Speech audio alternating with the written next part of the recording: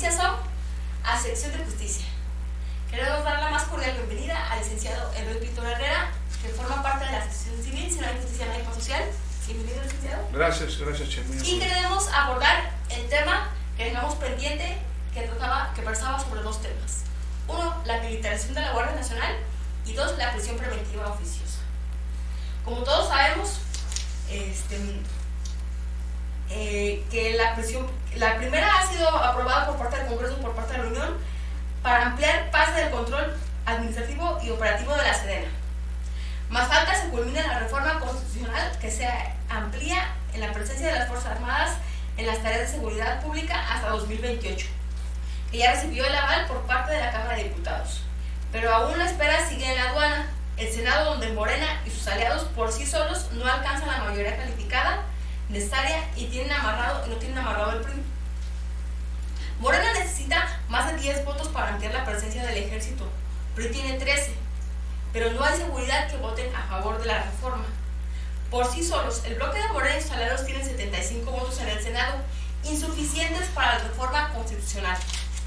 Veamos el conjunto de sus aliados PT, Partido Verde y PES. Morena reúne solo 75 senadores para extender la presencia militar en las calles, que son 60 escaños de Morena, 6 del Partido Verde y 5 del PT y 4 del PES. Esta cifra deja al bloque 10 votos de distancia de los 85 que necesita como mínimo, es decir, 2 de las terceras partes de los 128 legisladores que conforman el Pleno, y su fundamento lo encontramos en el artículo 135 constitucional. Recordemos, usted que nos ve, la continuidad de este tema del título. La Guardia Nacional cumplirá recomendaciones de la Corte Interamericana de Derechos Humanos al militarizarse lo bueno y lo malo. Algunos comentarios que nos han hecho a través de la primera cápsula nos han indicado que solo escuchamos lo malo, pero empecemos a ver lo bueno de todo esto que sigue con el licenciado Eloy a través de su participación. Gracias, muy amable, Che. Bueno y malo, malo y bueno, eso es lo que hemos estado encontrando en estas amplias discusiones, ¿sí? Que se han derivado en esta amplia discusión que se han dado en diferentes escenarios, en el gobierno federal, en los partidos políticos, en redes sociales, en la Cámara de Senadores, en la Cámara de Diputados. Y todo se enfoca en este momento, todo se perfila para que la discusión el próximo miércoles se agote precisamente en el Senado de la República para ver, como tú dices, si se amplía o no el plazo. Respecto a lo que dicen los amigos, que tienen razón, poco hablamos la vez pasada de lo bueno, porque nosotros estamos haciendo un análisis, un enfoque eminentemente jurídico, retomando la experiencia, el conocimiento. Nosotros somos defensores de los derechos humanos también, desde luego, y de un enfoque progresista. Entonces, por eso tal vez algunas personas pues mencionaron en las redes que estábamos hablando todo lo malo, pero ¿dónde estaba lo bueno? Yo pienso que hay cosas buenas en un momento determinado si se cumplieran los estándares internacionales que se piden. Lo bueno es que y lo que ha argumentado el presidente de la República es que los militares salgan a las calles a hacer funciones que hacen la función pública de seguridad pública, y de esta manera poder tanto atacar la oleada del crimen que ha ido en aumento durante 15 años, que ellos lo promedian así, y de igual manera tener la fuerza, el poder del Estado y las fuerzas suficientes para hacer frente al crimen organizado. Esa es la razón principal. Y solo hemos encontrado puras arbitrariedades, ¿no? Bueno, es que es ahí donde está la experiencia y la gran discusión que se está dando, Che. Tenemos nosotros que se ha enfatizado mucho que se les ha dado un periodo en este caso al gobierno federal, para que estuviera bajo su mando la Guardia Nacional. Y en ese periodo, desde el 2019, 2 años, prácticamente casi de los 3 años, en ese periodo tenía el deber de haber capacitado, fortalecido, haber establecido una institución La pregunta es, ¿qué pasó? ¿Por qué no se hizo? Y hoy se pide una prórroga adicional. Si no cumplieron antes, ¿qué será ahora? Y es ahí donde entra la gran disyuntiva, la gran discusión, la duda. Sin embargo, es válido pensar que no todo es malo, porque la ola creciente de violencia, del crimen organizado sobre todo, pues está en todos los rincones de la República, y esto es necesario entonces que sí se aborde un trabajo más completo, pero de inteligencia, pero a la vez que no se vulneren los derechos humanos. Esa es parte importante de lo que estamos viendo hoy dentro del tema que queremos tratar. Tenemos un caso emblemático, lo comentábamos la vez pasada, el caso Cabrera García y Montiel Flores. Este es una experiencia vivida precisamente de abusos de las fuerzas castrenses, y que dieron pauta, decíamos la vez pasada, porque estos hechos se suscitan. No sé si quieres que entremos al tema. Bueno, antes de entrar al tema, esto no lo podemos abordar sobre la defensa de los derechos humanos sin hablar de una mujer excepcional, brillante en la defensa de los derechos humanos. ¿Tú sabes de quién me refiero? No sé, tú sugiéreme por dónde le entramos. Pues podemos iniciar con el caso Cabrera o iniciamos con el tema de Ibarra de la Piedra. Mira, el tema de Rosario Ibarra de la Piedra, yo creo que es el punto de inicio, porque es una lucha que ella emprende desde 1975 con la pérdida de su hijo Jesús. Entonces ella genera todo un gran movimiento, su colectivo Eureka, y hace una gran extensión en toda la República para llevar a cabo trabajos de búsqueda, de localización, y precisamente a ella pienso yo que se le debe el concepto de ahora incluso ya el delito, la figura del delito, que es desaparición forzada de personas. Entonces es un tema de verdad que no podemos pasar por alto si vamos a hablar de derechos humanos, de toda esta lucha, esta campaña que emprendió Rosario, a hoy su hija titular de derechos humanos, pero son cosas muy diferentes, ¿eh? Esto también es importante decir lo que fue antes la lucha de derechos humanos y hoy la lucha que representa a su hija son polos totalmente opuestos. Claro, hoy no representa lo que es la lucha que su mamá verdaderamente emprendió. Está dejando mucho que desear. Miren, Rosario Ibarra de la Piedra, además de que ha sido propuesta para diferentes galardones internacionales, 3 veces Premio Nobel de la Paz, propuesta como Premio Nobel de la Paz, en octubre del 2019 fue propuesta en un evento, no estuvo presente por su edad y su condición en ese momento que se encontraba, al ser galardonada y homenajeada con el premio Belisario Domínguez que entrega el Senado de la República. En ese evento, bueno, estuvo presente toda la comitiva y representación política.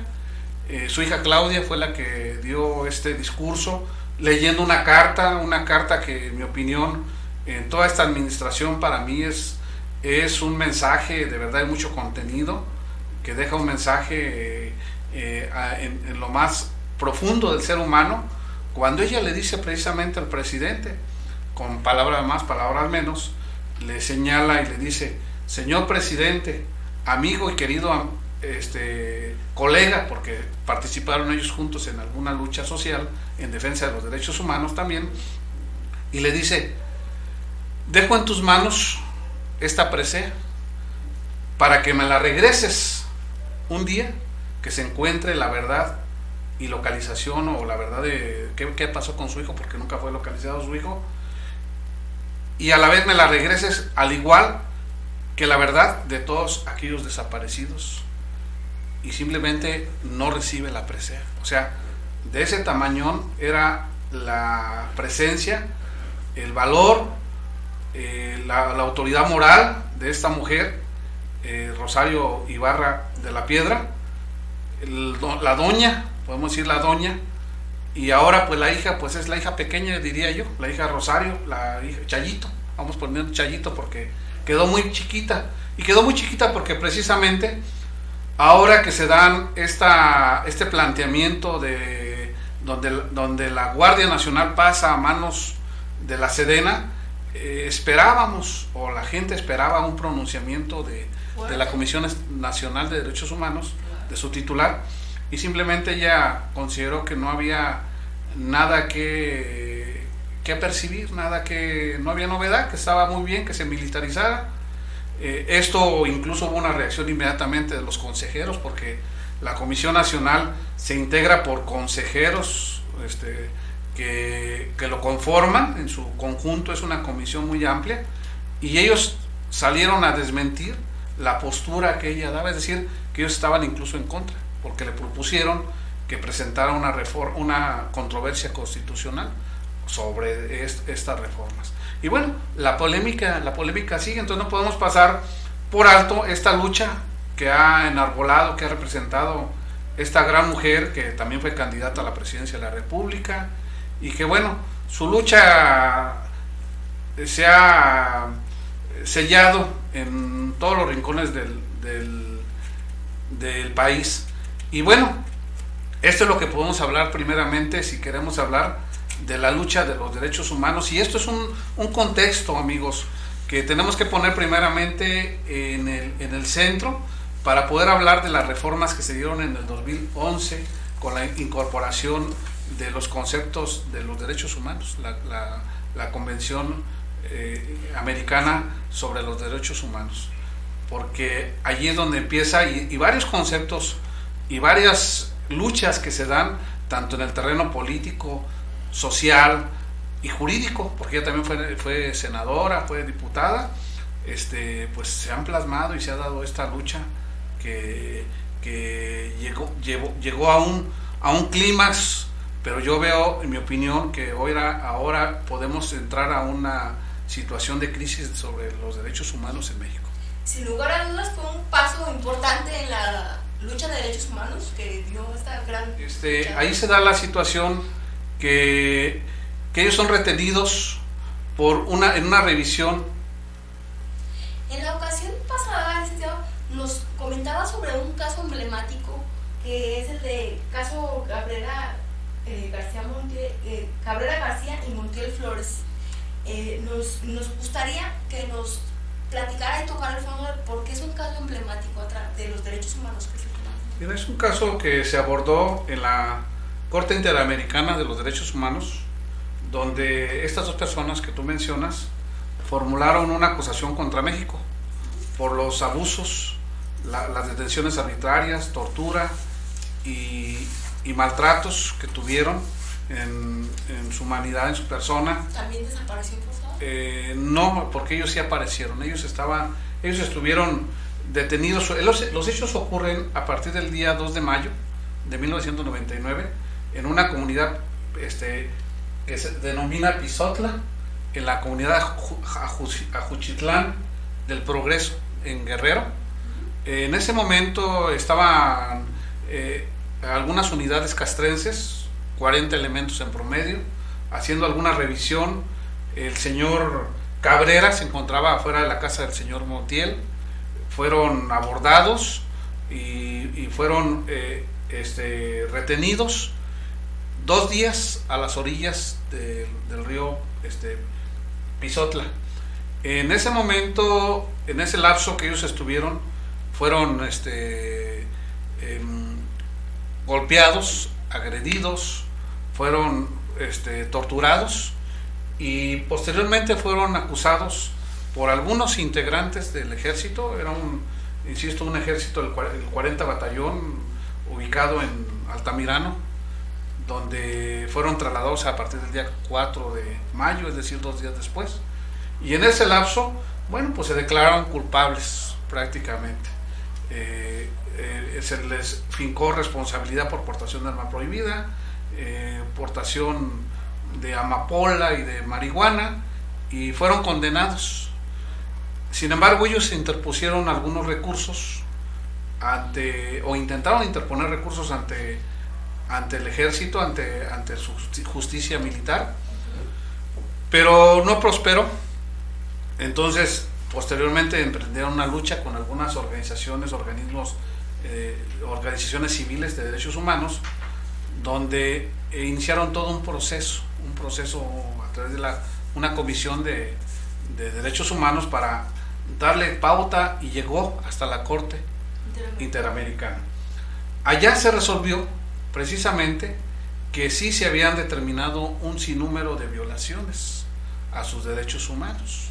Estamos hablando que dicha resolución, los hechos fueron en 1999, y transcurrieron algunos años, y en el 2010 se emite la sentencia de la Corte Interamericana, donde determina una serie de violación a sus garantías, a sus derechos humanos, a múltiples derechos que ellos fueron restringidos, el debido proceso, a no ser tratados con dignidad, en su integridad física, al haber sido coaccionados, al haberles fincado pruebas pues alteradas por coacción, al no haber sido sometidos a un tribunal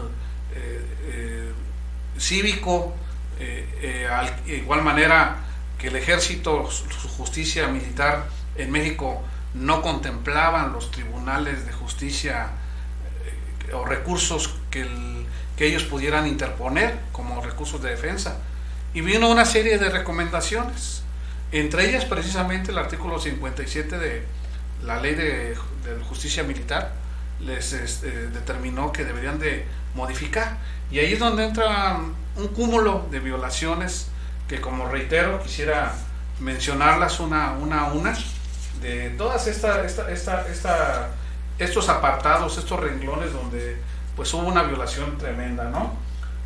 Tuvimos ahí en los procesos, se analizó en el fondo derecho a la libertad personal en relación con las obligaciones de respetar y garantizar los derechos a la libertad personal que fueron violados en relación con las obligaciones de respetar y garantizar los derechos y las obligaciones contenidas en la Convención Interamericana para prevenir y sancionar la tortura, garantías judiciales y protección judicial en relación con las obligaciones de respetar y garantizar los derechos, el deber de adoptar disposiciones de derechos internos y las obligaciones contenidas en la Convención Interamericana para prevenir y sancionar la tortura. Es decir, todo esto fue dirigido hacia México, hacia sus autoridades, por eso se obligó a que legislaran, adecuaran sus leyes.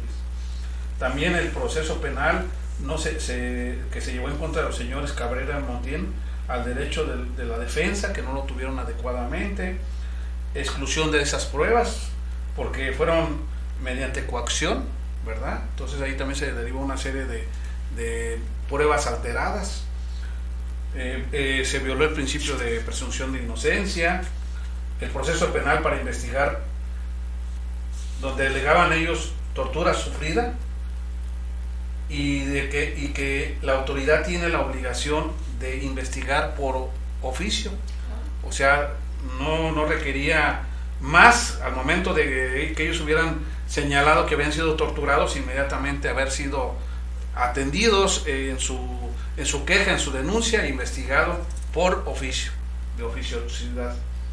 La competencia, como insisto, ellos no tenían ninguna posibilidad de defenderse ante un tribunal militar, pues ellos eran civiles.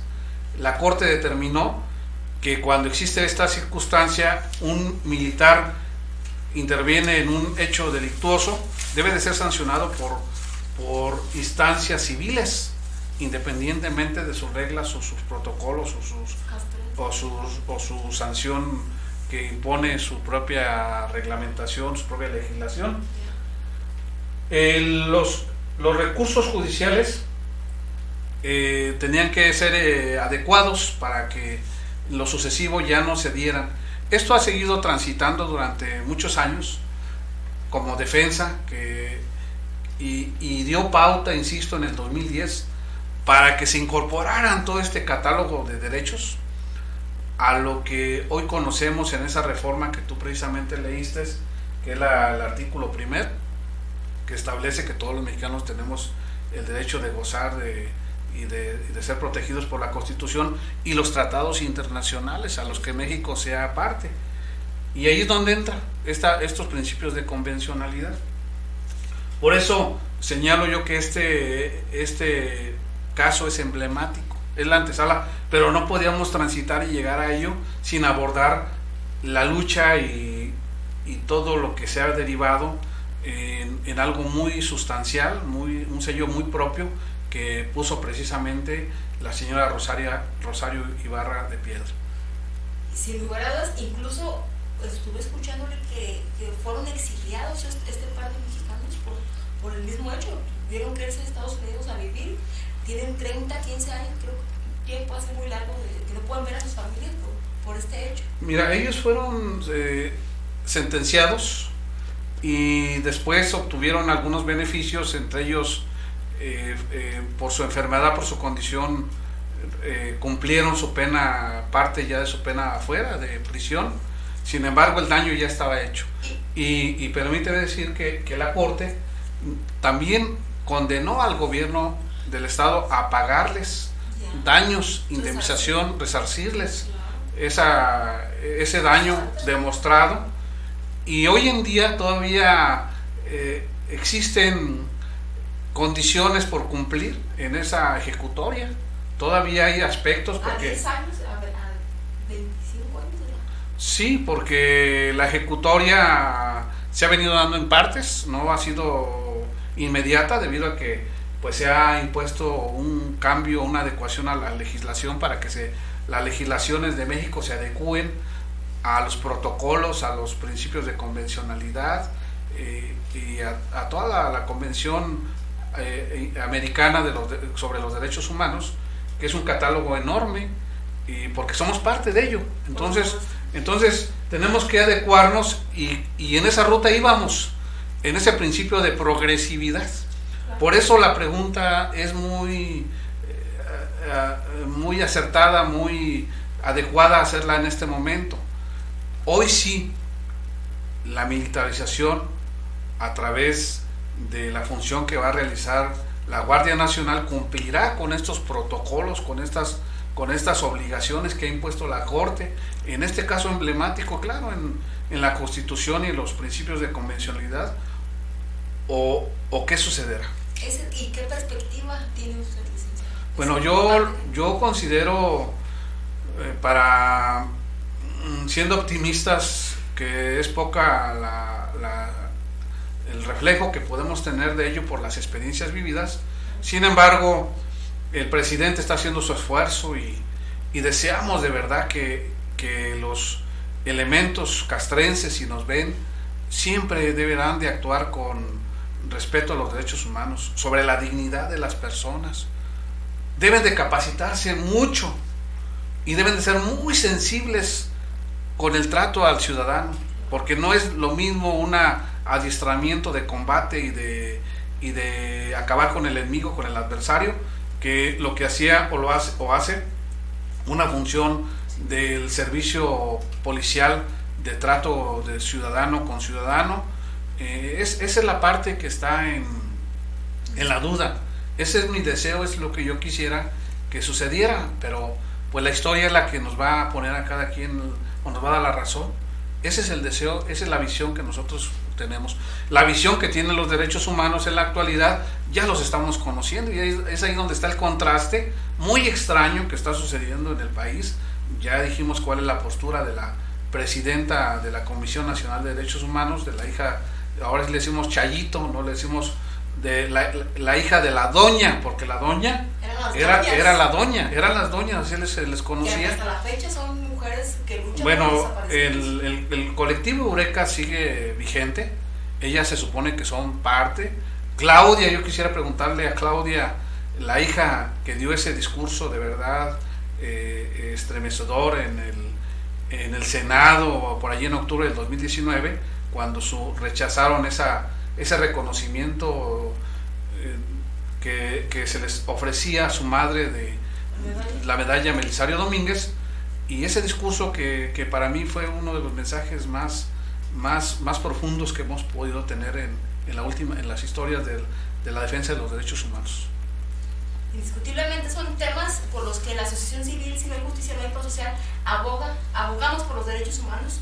Licenciado, algo con lo que nos pueda, un mensaje con el que podamos cerrar esta cápsula súper interesante. Pues yo creo que todos deseamos un mejor país y la mejor manera de defendernos es conocer nuestros derechos, conocer la Constitución, respetarnos, pedir que la autoridad respete, que no se cometan estas arbitrariedades, que no lleguemos a estos excesos.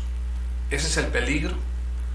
Y pues deseamos que verdaderamente sí se combate el crimen con toda la fuerza y como debe de ser, y que las leyes, sobre todo la Constitución, prevalezca, y los derechos humanos y la dignidad. Muy bien. ¿Algún número donde lo podamos contactar, licenciado, sí, para algún tema? Gracias, sí, como no, es el 44 31 42 50 41. Agradezco a la Asociación Civil Si No Hay Justicia, No Hay Paz Social, y les pedimos que nos sigan en redes sociales, en YouTube, en todos los espacios. Estamos a las órdenes para cualquier duda, aclaración, debate, análisis de esto, comentario, porque esta discusión consideramos que seguirá. Pero hoy hicimos un apartado, si me permites, y redondeamos este comentario por la importancia que ha revestido. Pero seguiremos dando nuestras cápsulas jurídicas de temas más tranquilos, más ligeros, más en el sentido de lo que es lo común, ¿no? Las demandas, los juicios, que si el pagaré, que es todo esto que hemos venido presentando. Pero hoy hicimos este apartado por lo significativo e importante. Desde luego seguiremos nosotros luchando como siempre lo hemos hecho. Sí. Muy bien, le agradecemos muchísimo, y recuerden, si no hay justicia, no hay paz social.